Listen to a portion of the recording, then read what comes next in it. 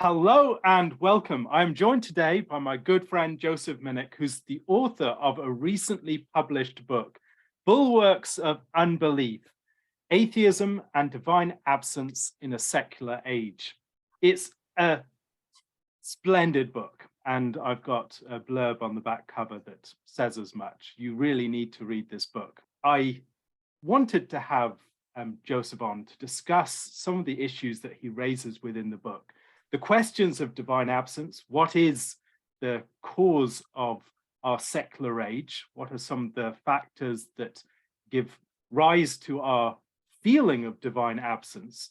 And also, what are the different genealogies of this secular modern condition? And what are some of the ways that we can engage with these? So first of all, could you say a bit more about what the book is, what your aim in writing it was, and what you hope it will achieve, and how readers might benefit from reading it? Yeah. Thank you so much for having me on and for your kind words. I really appreciate them. So the book is in some ways an extension of that little earlier book. I've been on the podcast before to talk about enduring divine absence, and that was kind of an earlier stage of my dissertation process, where I was trying to begin to think about the question of divine absence in various ways. And it contains the seed of what I wanted to turn into an answer to the modern conundrum of divine absence.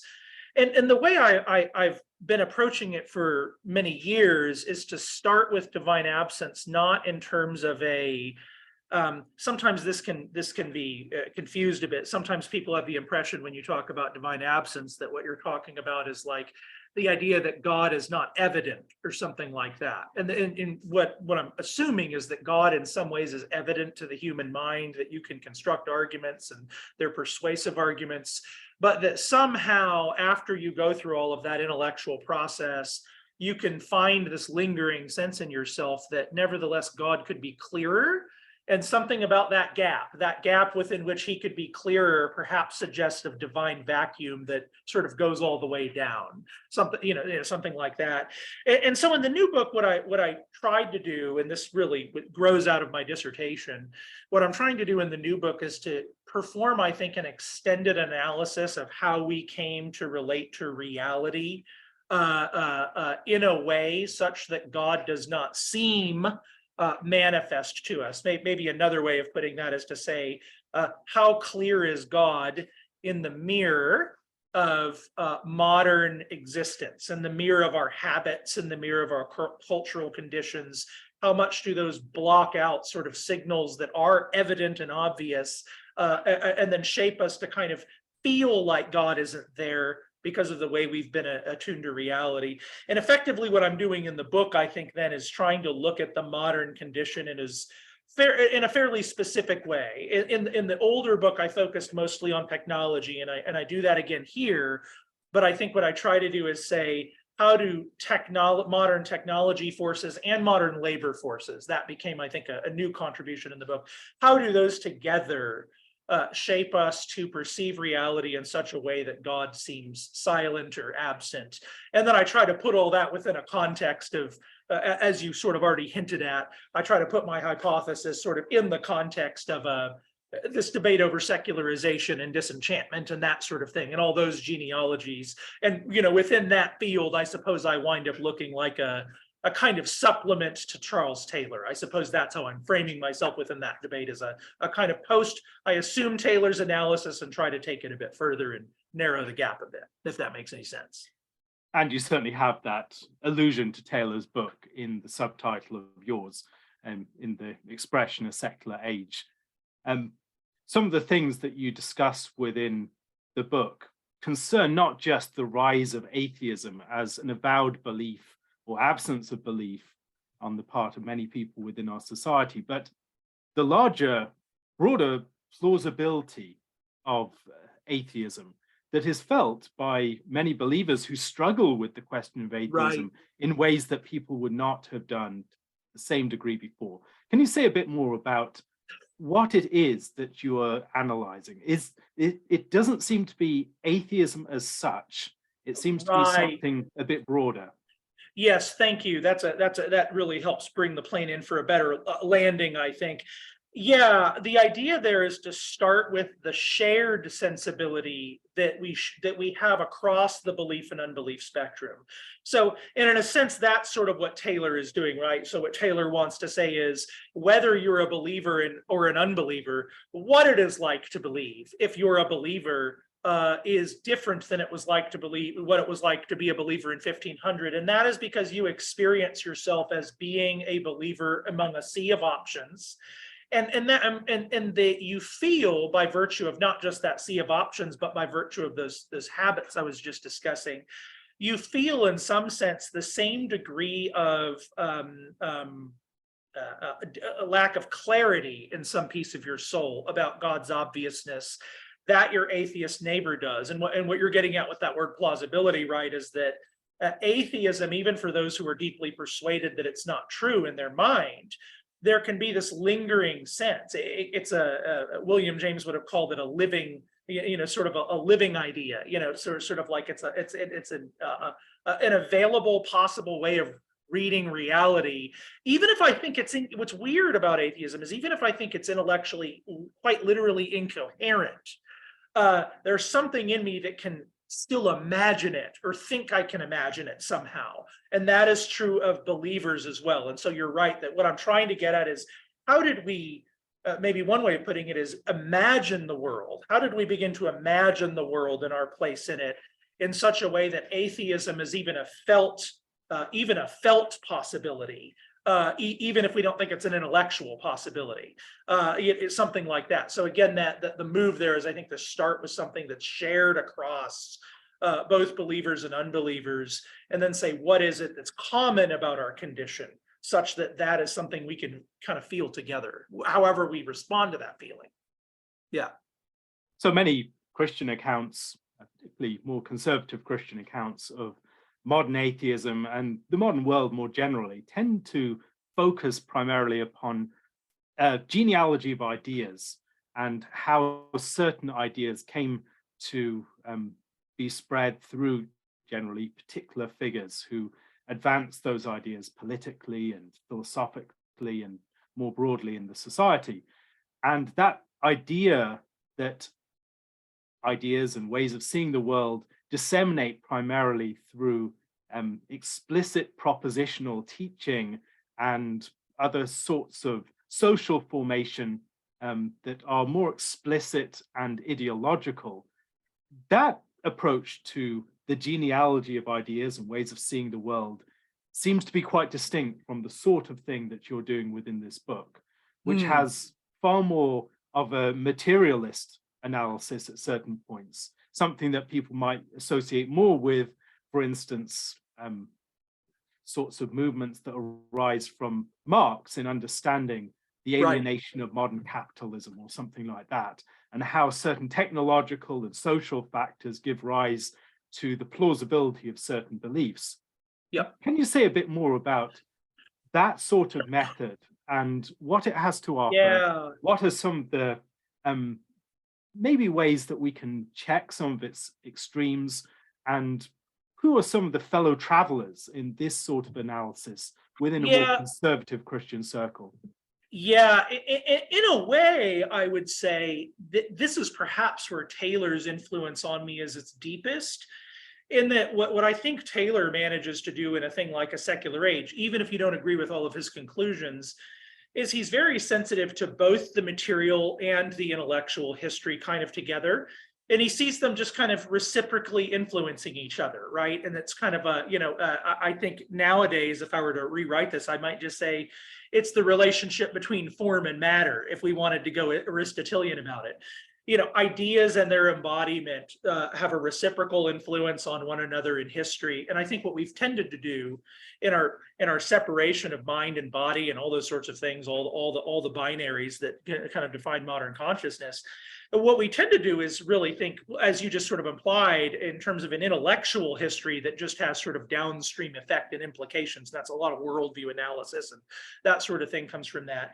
Right. What this method is, as you suggested, is trying to do is say, material conditions, historical conditions shape the way that you approach reality, and therefore shape what's going to be plausible and implausible to you at an intellectual level in order to interpret that reality. Where that can get dangerous is if you think the ideas themselves and the mental constructs themselves, the theories themselves, how would I want to put this? When you think those reduce to historical forces, in other words, when you think that historical, it's just power at that point, right? That, of course, that became popular at that point because, blah, blah, blah, blah, blah. We've all seen, this is the way people think nowadays when they talk about intellectual history. Everything reduces to some sort of power structure or something like that. I think the appropriate way to get around that, again, is just to see very realistically, and in some ways, just very simply, how in our own lives those two things fit together, how in our own civilization those two things fit together. And it's just kind of, in one way, it's just how human beings work for those two things to come together. And one thing, in fact, to mention fellow travelers, I really appreciated, and I think is often missed about Carl Trueman's recent book, The Rise and Triumph of the Modern Self, is he says a couple of caveats all the way throughout the book. And one of them is, hey guys, this is just an intellectual history. And you can hear, I can feel him being nervous about how this could be appropriated. This is just an intellectual history, which is an important part of the story. You can't understand the modern world without the intellectual side of the story. But that intellectual history can't fully be understood, Trueman constantly insists throughout the book, without telling this other side of the story of the kind of the material movement of the modern world. And it's really the reciprocal reaction between them that fully produces what we're experiencing. And in fact, the reason I wrote out to Dr. Trueman to write the foreword to the book is I sort of sent him an email and was like, hey, I think I'm trying at least to tell something like the material side of the same story you're telling. Maybe it's a decent compliment to your hypothesis. And so, yeah, I guess in terms of method, I'm not too fancy about that. In a sense, I think just recognizing they're always playing with each other. And all we're really saying then is that, yeah, some ideas are, I think I'm remembering the taxonomy of William James better. Some ideas are just feel like living options in some locations more than others. That does not mean that somebody outside of that location, there's always the exception, like atheism is one of them. Again, there were atheists who were persuaded atheists before the modern period. They were just very rare because it wasn't a very living option for most people. That doesn't mean it's wrong. And you could say the same thing in reverse. Orthodox Christianity in some communities it does not feel like a living option to some people, but that doesn't mean it's wrong or that nobody, even in those contexts, can be a fully Orthodox Christian, if that makes any sense. Yeah, so your discussion of these things as living options, it seems to some extent that the rise of atheism as a living option might entail at least the contraction of Christianity as a living option. Do you think that there's some sort of difference between the ways in which we can accept Christianity as a belief system that we adhere to in some more intellectual way, and it as a way of being in the world and living in the world that is fully a living option? And is there some dearth in our communication of the faith that maybe expresses, on the one hand, how people can think in terms of Christian faith and maybe be committed to it on an intellectual level, but never quite reaches to the depths of giving people a living apprehension upon its truth? That's a really good question. And I think of a parallel in your own work, which is when you talk about gender a lot of the times, Alastair, you've often used this metaphor of the astronaut who is kind of disoriented from kind of natural forces that your internal mechanisms are sort of meant to be within the gravitational pull of. And I think that's such a fascinating observation, because it does something very similar to what we've talked about already, which is it starts in something common And I think what we often fail to see is that even if we're the people in the churches who are reading our Ephesians 5 and writing the books about biblical manhood, all those things, it's easy to think we're the oriented ones and they're the disoriented ones. But the very fact that there are 500 books published every year on biblical manhood and womanhood suggests to me we are disoriented from our own natures much more commonly and in our churches. And in a sense, that's all I'd say over here, right? Taking that kind of same analysis to the Christian sphere, it's very easy to think, well, I've got my apologetics down, I've got my biblical economics, my biblical this, my biblical that, and to fail to see the ways, and in fact, use that to hide the ways. I think that's what the devil wants us to do. Consider that a kind of a rival of soul, and then that hides over the deeper ways in which you, just like everybody else, are disoriented from reality in some very basic ways because you live in the common world that everybody else does, and it shapes you in ways just like everybody else does. And that's kind of like, when you see the New Testament church, it's interesting when you hear the rhetoric of the New Testament, right? It assumes that everybody at church has been very deeply influenced by everything around us. And it's constantly trying to point us to that. Hey, you're going to have that stuff really influence you. And you need to be oriented relative to Christ within I think, a realistic assessment of that. And I think what ideology does in an overly kind of brain trippy relationship to the faith, even though, of course, you and I are literally discussing ideas right now, so we're not against ideas, but an overly brain trippy relationship to the faith can leave us with the impression that we have, can leave us from the impression that we have blocked out all the ways in which we can be deceived and deeply disoriented. Deeply disoriented to reality in some very basic ways. Yeah. I found this interesting when reflecting upon such things as the arguments for the existence of God that really were presented within a pre-modern setting and the ways that we can relate to these today.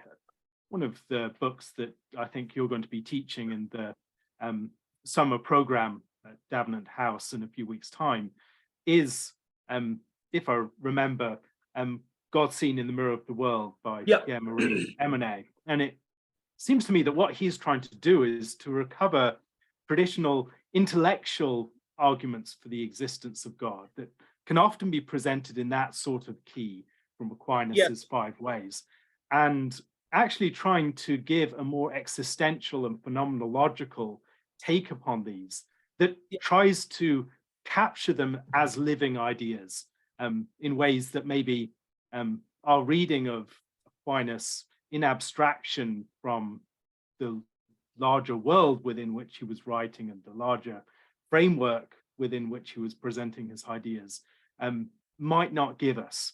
And can you say a bit more about how we might engage in that sort of work? Yeah, I think that is actually a really, really important approach to play for the conversion of the contemporary imagination. One of the things about the proofs that's interesting is I think a modern person goes back to the proofs and you maybe you read them the first time and you're kind of like, do these even work? And then you understand them a little better, you understand them a little better, you understand them a little better. And I think where phenomenological analysis comes in, especially in for a civilization that has materialist habits of imagination, and I think we could talk about what that means. I think we probably all, whether we think so or not, perhaps have some materialist habits of imagination.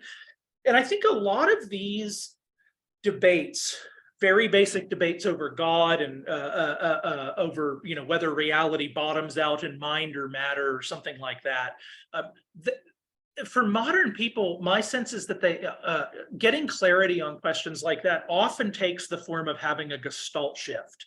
That is to say, it's not just that the argument works or something like that. It's that you frame, you realize I have been framing reality in some basic way in this way. And actually, if I just change the colors a bit, or I say, oh, maybe this has always been there and I'm just not glancing at it rightly. So a good example is,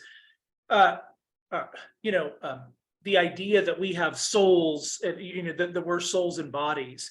it can take a little, because we so think like, well, a soul must be this thing away from the body, and we kind of separate them out or something like that. And so when we're expecting what would an immaterial thing to look like, we're contrasting it to material, and then we're trying to see, can I find that thing? And what a Gestalt shift requires you to see is to say, no, you should never have even been expecting that.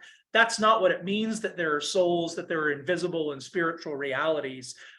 Actually, if you just look at the iconic material order that is manifesting to you and really experience it in its very textures, then you will see that actually some of these things, this kind of bottoming out in mind, that something soulish and personal about the world, etc., is just an irreducible feature of anything you can call reality all the way down. You can't, in a sense, phenomenologically get away from it. If you're staring, I suppose, in a fine-grained enough fashion. And in that sense, what you wind up doing is kind of seeing that your default interpretation of what your experience implies is not only wrong, it's that it's not even what you're experiencing. Maybe that's kind of what phenomenology helps us to see, is you don't actually even really experience a material universe. Your mental construct is against kind of the very textures of what it's like to be, or something like that. And so I think what we're talking about when we talk about something like that is the reshaping of the imagination to grow to the reshaping of the imagination to approach the faith, and then to be able to see that it's saying something about reality, perhaps in a different way than we have kind of arbitrarily been trying to shove it in. And again, I think there's that parallel with gender, that like, what is reorientation? Well, it's not this kind of weird just recapitulation of, some lists or something like that, moving through these arguments. It's a more deep self-possession of something that is interior to me and my experience, and then performing that. Yeah. And I've found that very much in my work, that so much of what needs to be done is this deeper work upon the imagination that precedes what people are looking for, which is definitions, rules, roles. And that's a very narrow range of things compared to the expansive biblical vision that really informs the imagination, your way of being within the world, your understanding of what it is to be yourself. Not so much in a very speculative, theoretical way, but just in this practical being sense. And the struggle to get people to make that shift can be quite considerable, because people often think we more or less know the rules. We can read the Bible and we can see these particular statements. And yet those statements arise from a deep, imaginative way of approaching the world that people have lost, even if they're retaining some of, as it were, it's like a peninsula that's gradually collapsing into the sea. But there are these remaining stacks. And people think that since those stacks remain, they're still maintaining the truth, but without recognizing what has collapsed and be lost in the process. So one area that I'd love to discuss with you is how these ideas of divine absence that we might encounter within a more theological idiom and within the ideas of theology relate to this experience of divine absence within the modern world. So it seems that there has been something of a theological shift starting back in medieval period, from an understanding of divine presence as something given in creation itself to the presence of God being accidentalized. And so God's presence is seen as something relating to his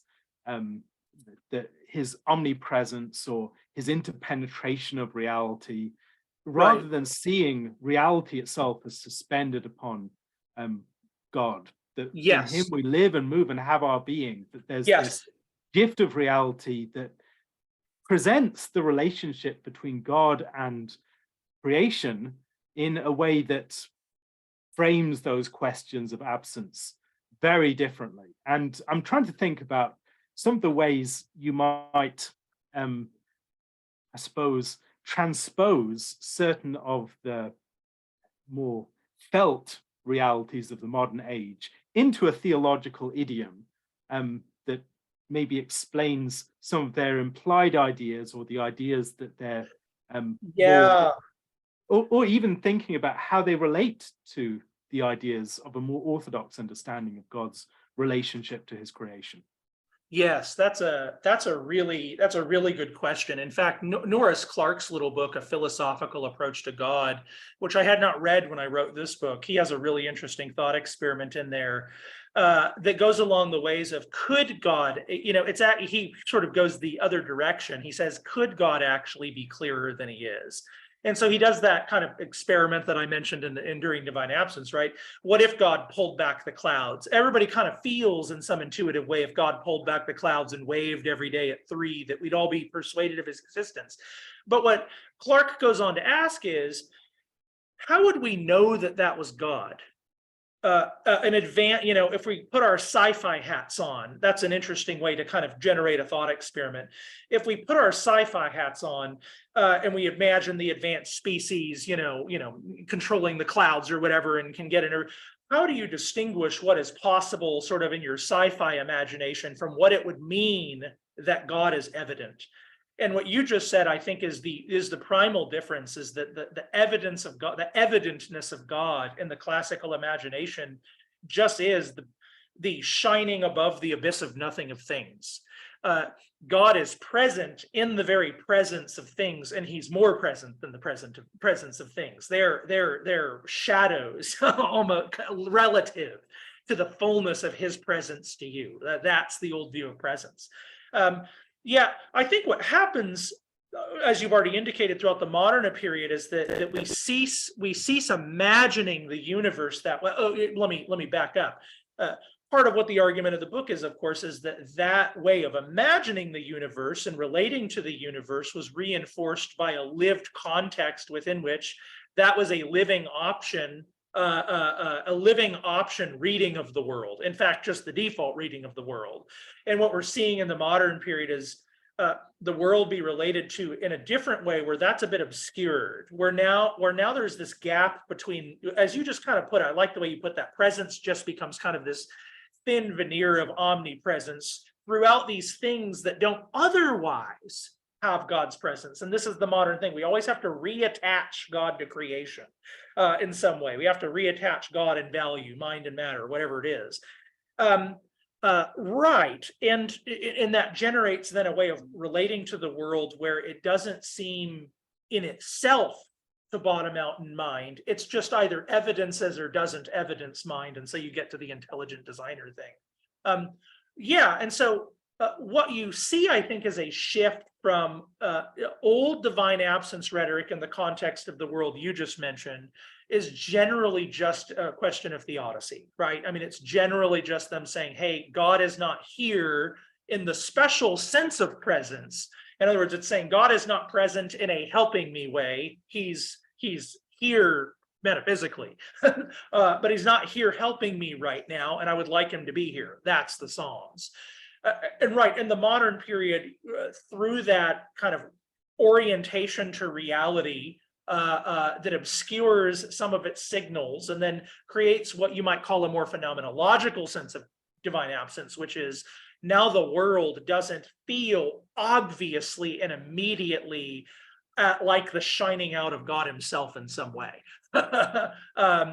Once you're there, yeah, you're talking about, the theodicy divine absence becomes a phenomenological divine absence. God doesn't feel present in his being, not just in his saving, but in his being. How does that maybe get reconverted into a theological, how do we kind of put those motifs together and think theologically? I think that's what Dietrich Bonhoeffer is trying to do at the end of the book, is to say, that quote he has about man coming of age in the modern world, very controversial, it's been used in all sorts of wrong ways. But minimally, I think what we can say is we could see, the phenomenological experience of divine absence. That is to say, the piece of ourselves that finds God's being ambiguous in some way is a trial.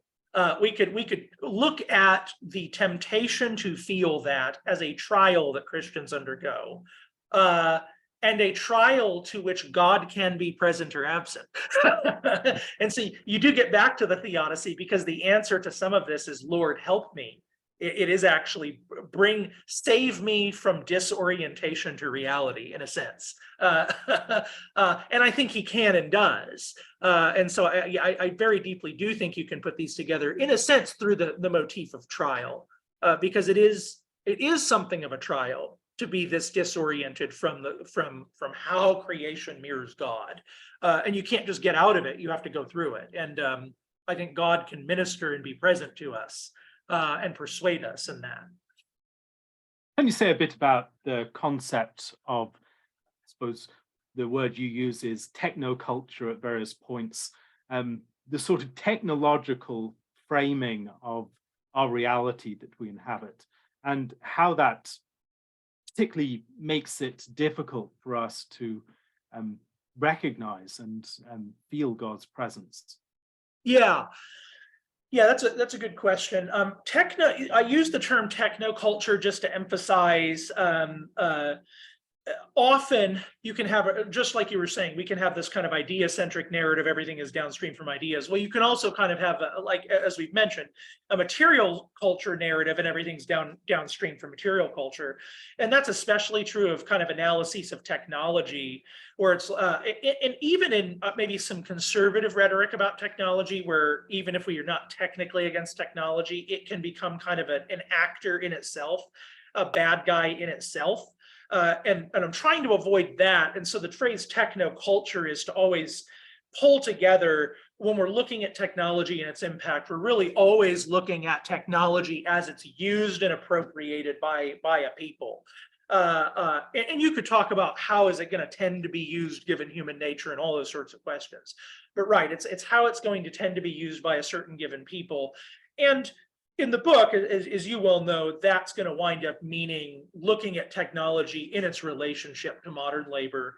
And the way that conversation sort of gets pulled out overall is to contrast effectively, what does God seem and feel? What does God, how manifest is God in the mirror, you might say, of this subsistence agrarian existence?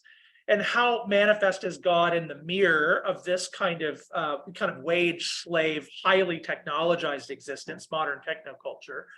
And what you have to do to kind of answer that question, I think, is to say, how do we get kind of our deepest readings of reality mediated through our experience? And so the thought experiments become things like, right, if you're living in a place where everything around you, you're subject to, you're dependent on, you have to navigate around trees and grass, even animals and other people as agents, everything is acting on you, that's stubborn. You have to resist it. You also have to know it really well. You have to kind of know it almost like a person in some sense. In the mirror of a whole existence where the personal, the agentic is just never not there, even in the created order, in a sense, you don't have to be a philosopher. It's just it's turtles all the way down of that. It's agency all the way down. And what happens in the materialist universe, I think, is that we create a society in which the innate forces of nature are kind of suspended technologically. So everything's, I walk down a street, I don't have to worry about the terrain, I can get in an automobile, and it's all kind of tailored for me. And the agency of the world itself, one way of putting that is the agency of the world is numbed and obscured a bit. But then in modern labor, your agency is obscured a bit. You're doing things, but the connection between person and labor, which has been the way we've connected to the community and to the earth, and then what that does to community systems, where the most agentic thing we've ever experienced is this right here. It's people. But in as much as we even suspend the historical ways in which the agency of people gets intermediated between each other, what we're doing is we're taking things that have been ordinary ways reality has mirrored the agency all the way downness of things to you, and we're putting in its place non-agency.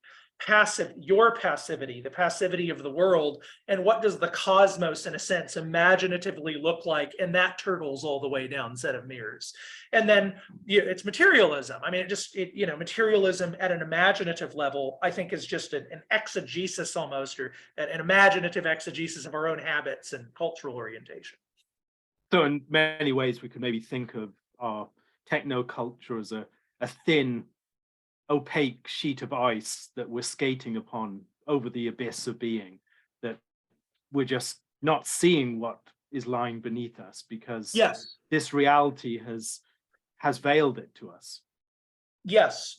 I mean, I think that's exactly right. And that can sound kind of mystical and weird, but we all know that this is just how reality works. And we know that especially in relationships, right? It's like the way that you approach somebody, the way all of that shapes what you're going to see and experience and interpret. And that's just how humans work. The way we talk to ourselves, about ourselves and others, and frame others and ourselves to ourselves and the world to ourselves deeply shapes our attention and all those things.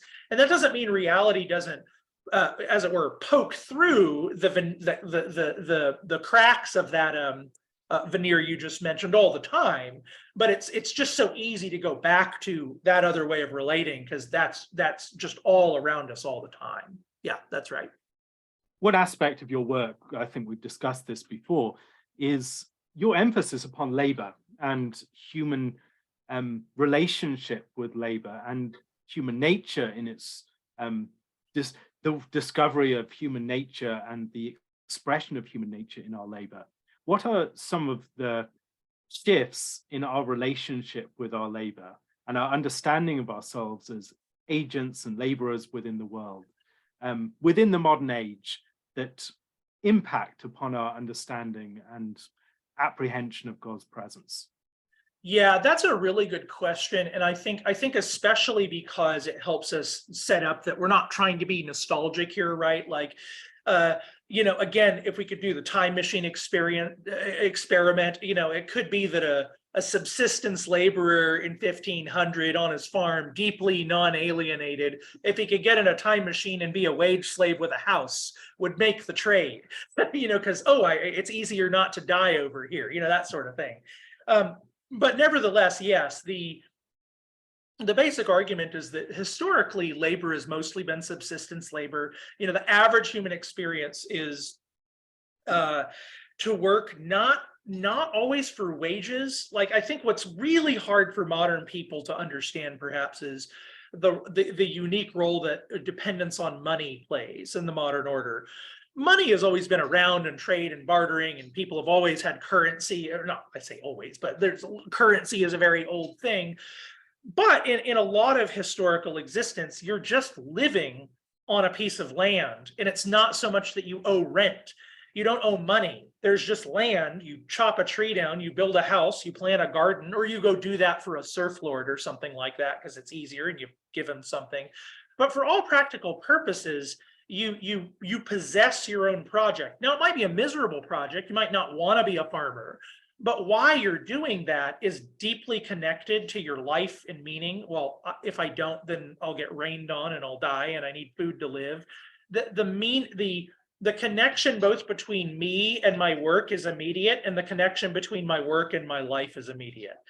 And what happens as and this isn't an alarmist way to say this, but what happens is the human population grows effectively, and you get less and less kind of common land for that kind of subsistence existence to be sustained. It doesn't go away in America until practically 1900, because we always have that frontier, right?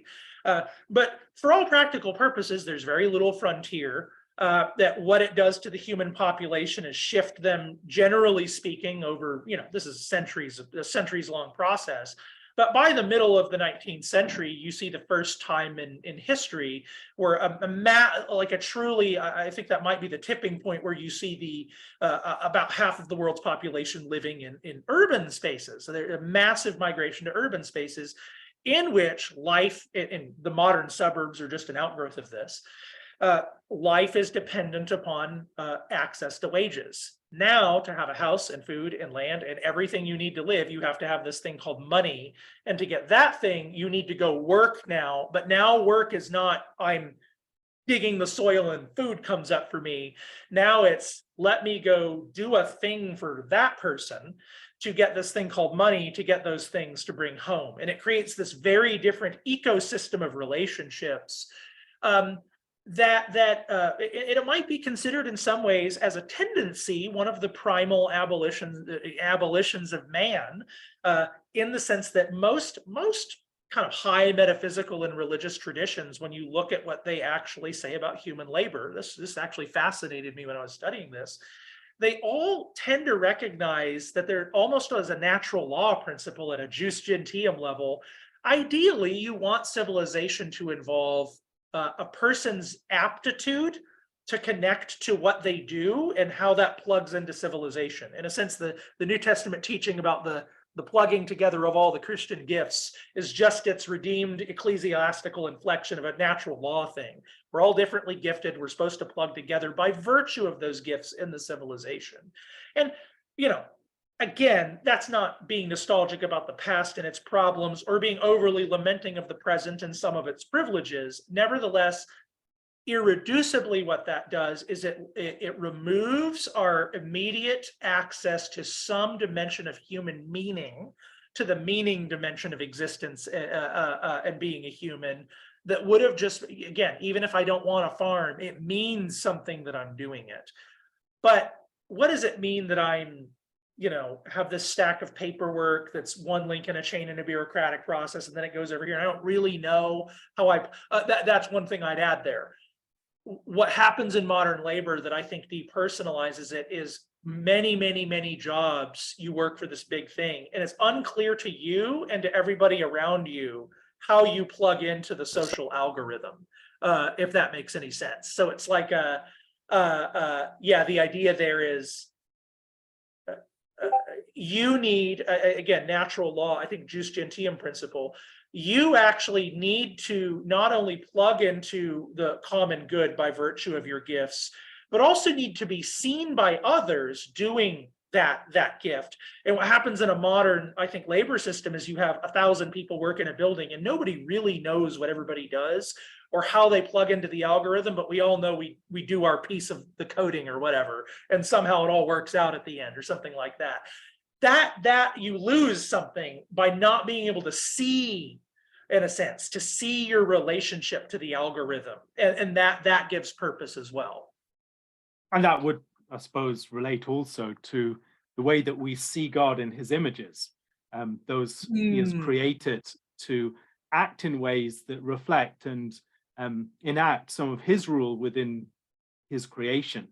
And you talk towards the end of the book about the importance of recognizing almost each other's royalty, that we are kings and queens. And yes, there is a dignity in the human person that, for instance, the way that we recognize in a face a person, and there's something almost within the understanding of the human face that illustrates this way of perceiving reality more generally, that there is a face-like quality to yes, other aspects of creation by extension, and our ability to see the human being who's alongside us, not merely as a cog within a machine, but as someone who's created in the image of their creator and has the dignity and the royalty that comes with that. That seems to be part of our challenge to recover. Can you say a bit more about some of the ways in which we might recover a sense of the image of God in our neighbor? Practically, and also just in our ability to, in the organization of society, but also in our ability to see each other, even in a deeply flawed society. Yeah, I think that especially is a kind of spiritual burden of the book, I think, that you can detect, which is to say that, what is sometimes we talk about the disenchantment of the world, and I can't remember if I use this phrase in the book, but I try to say, I think, it's better to say we're disenchanted. The world's as enchanted as it ever was, but we're disenchanted. And what does the reattunement to the world look like? And again, going back to this ideas thing, for a lot of people, it means get the right ideas about the world. I would want to talk, that's right. I would want to talk about reattunement to the world itself, but I think the first access point to that is reattunement to persons.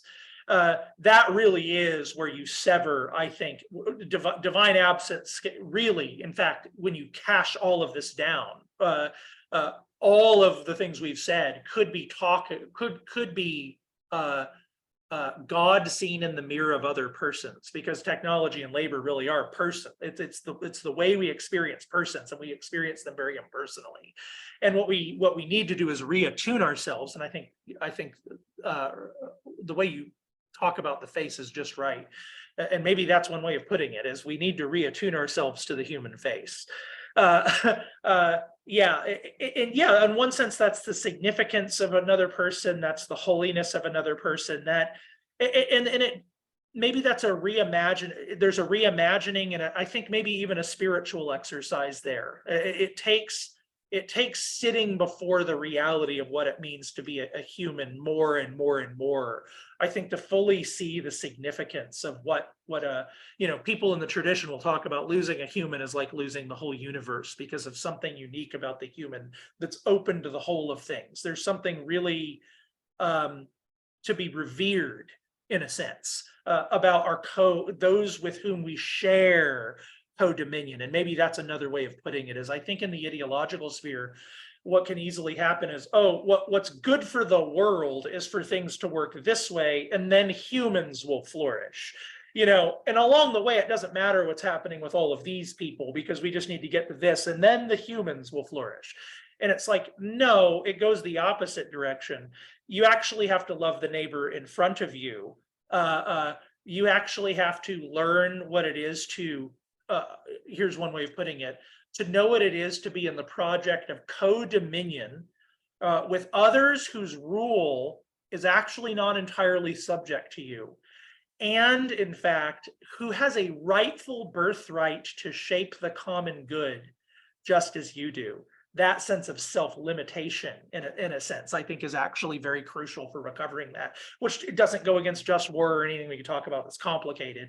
But the idea of that is kind of a default posture, that's a king and a queen. And doesn't mean I'm not, but my reign is limited by theirs. And I come as a co-ruler and a co-negotiator. And I think that is, to me, the ground zero of re-enchantment, is to recover that facial sense between people. And then, and that's why, when I think I just say that. I think of, I talk about Daryl Davis a lot, that African-American who, and I think like there's something, I could almost just say, look, that's magic.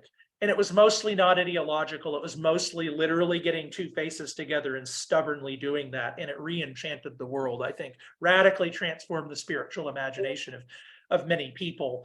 And I like what you said about reality having a certain facial quality, because I think it puts together what we were talking about earlier, that creation is an icon of God.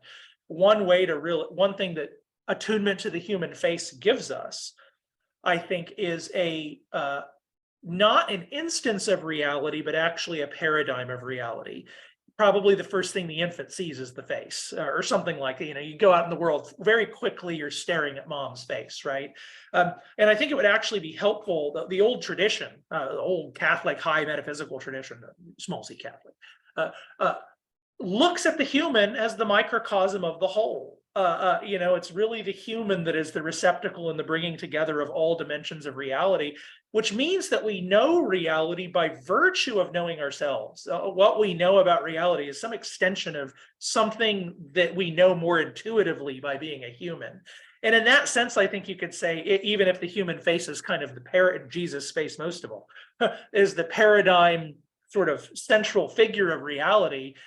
When we look at anything in the creation, we are looking at something facial in the sense that it bottoms out in mind. something is staring at you in a sense. Something is confronting you from a mind by virtue of whatever you are encountering. And in that sense, there's a facial, personal, almost quality to whatever we experience that reflects all the way back up to God. There seems to be a lot of what you're saying that resonates with the work of, for instance, someone like Owen Barfield and his discussion of original and then final participation. This changed relationship to reality, which is not just trying to recover what was originally the case, but trying to arrive at that in a different mode. And in talking about re-enchantment and in recognizing the face, it seems to me that there's a sort of false re-enchantment that we're really struggling with in the present age with things like artificial intelligence, which presents a false face, which is humanized. We think about it as having intelligence, as we ascribe human agency to artificial intelligence. We talk about it answering, or we talk about it thinking, or we talk about it as an intelligence, and in many other ways that humanize.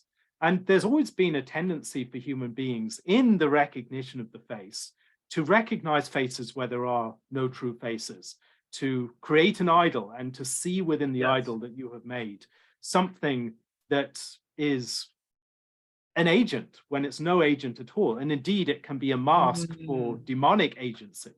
Right. Can you say something about the ways in which, as Christians who are seeking to have a proper, maybe, enchantment of the world, we can push against these processes of false enchantment, or the sort of erosion of the sense of the human face as the image of God, with all these false faces that mock human faces that look just similar, but when we look more closely, we notice that the teeth are out of line or something like that. And it's not actually a human face at all. What you're seeing is just a procedurally generated image by a computer.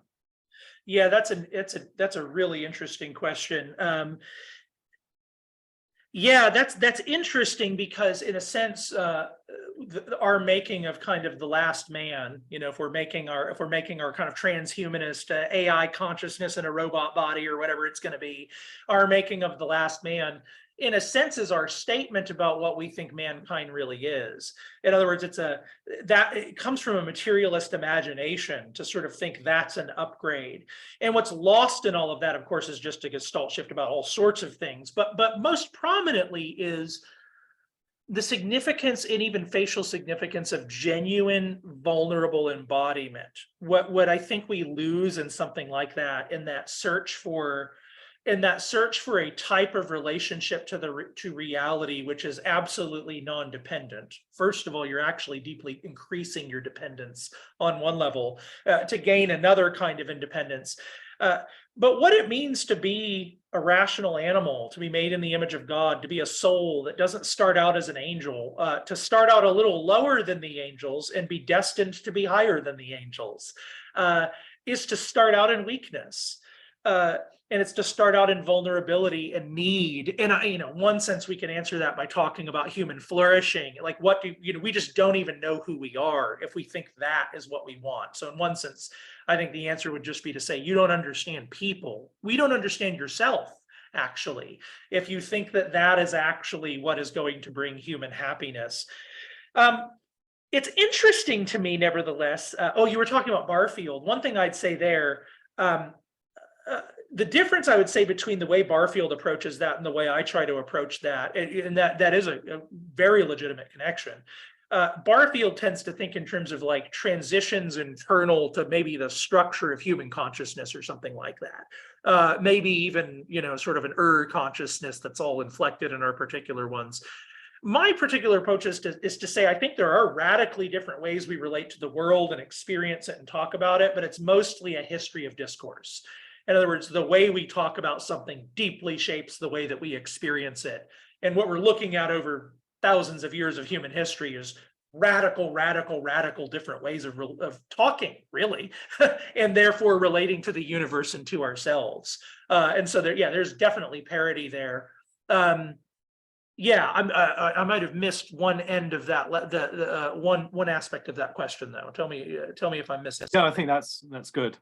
Um, uh, One of the things that really stands out in your account to me is um, you are not looking to go back to some former Hmm. age, and you present the challenge that we face within the modern world as one that we need to work through, and it's not just something we need to return to or recover some past state. Can you say a bit more about your understanding of history and divine providence, and how that factors into your understanding of what it means for us to be placed within this current age, Yeah. and how we see God's presence historically?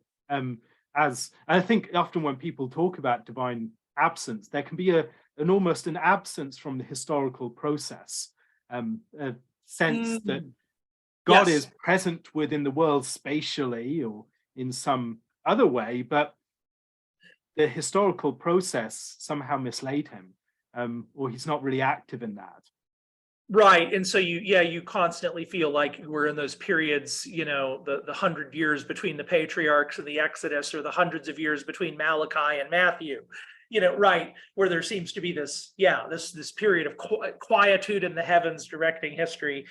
Yeah, I suppose some of it is just the conviction that, hey, if we're going through this, presumably this is God's providence. Uh, and presumably God doesn't do anything arbitrarily, and what might he be up to? And I don't I don't think the goal is to be speculative, so I don't want to turn it into a theoretical kind of Joachim of Fiore, three ages, sort of thing. We're entering the age of the spirit or something like that. Not going Anabaptist on anybody here. But yeah, I think the basic notion there is that we just are who we are and we can't go back. And I tend to think of it as the metaphor I use throughout the book is one of unhomed juvenility. That the idea of the young man who's been kicked out of his house, in a previous place, I think I even used the word imposed agency. Like you have to, you're forced, in fact, to relate to your traditions and to your civilization and to yourself in a way that people haven't had to at a civilizational level. And you can go back, or you can decide to go back. But if you do that, again, what I try to say there is, when you're choosing to do all the things that your parents did, you have a fundamentally different relationship to those things, and it's a different project, and it turns into a different project. It feels different, and it results in different things. Or you can reject everything. That's the kind of the modern, that's what we tend to do on kind of en masse here, is like, oh, the old, sort of, this is power analysis. This was, smash the patriarchy, make something fundamentally new, basically. Yeah, you can hear the tertium quid coming, but one option of the unhomed juvenile, and it's how most of us live our lives, is we take a lot of things from our parents. We repeat a lot of the things we parents do, and we reinflect it in a new circumstance, and we move toward the future. And really, yeah, in a sense, all I'm trying to argue toward the end of the book there is, things have changed so much, and we have changed a lot, and that's very important, because a lot of people think, if I can go back and be like my 17th century ancestors, and it's like, no, you can't. You're not them in so many ways that it's just not even funny. You're more like the people you hate in the modern world than you are like your great great great great grandfather. You understand each other more than you two would understand each other. And I think in some sense, then that's just coming from a reading of what it means to be alive and how much civilization has impacted us, and then wanting to say, also, let's recognize some goods in the modern world. There's a lot of goods, a lot of opportunities. There are losses. So, one thing I'd want to say is, like, yeah, there are things that feel like it would be an advantage to have that we don't have. And we're allowed to say that and lament that, even to some extent. Um, Nevertheless, we're here, and it seems to me that the job is that of maturation.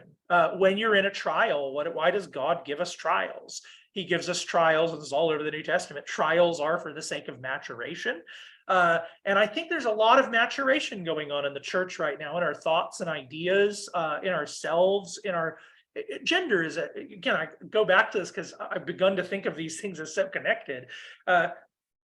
all this disorientation from gender, I think one thing we might ask is like, is God going to leave fruit? Is there fruit to be born out of that? Is that disorientation and then needing to reconnect back to the gravitational force, but then inflecting that gravitational force through basically what's going to amount to a maturity and freedom?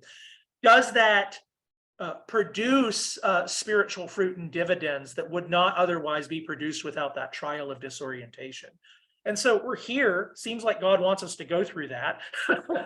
And so it seems to me we should be cheerful and go through it and grow up as much as we need to grow up, without then discarding at all, discarding or even losing deference to our traditions.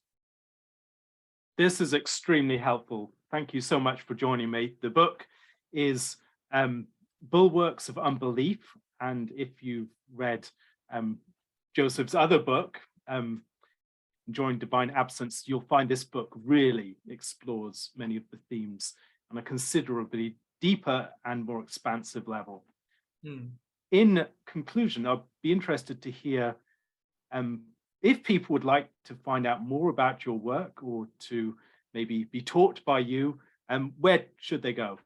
Yeah, so I teach philosophy classes at Davenant Hall near Alastair. Our offices are only a couple of states away from each other, but I teach at Davenant Hall, one of the main faculty there, mostly philosophy courses like philosophy for theology. I'm teaching philosophy of modernity, so just a whole class on reading theories of modernity. Actually, we'll do that this summer. You can find, if you look around, Joseph Minich and the Davenant Institute. Most of my stuff is through there. Pilgrim Faith podcasts that I do with Alastair's been a guest several times.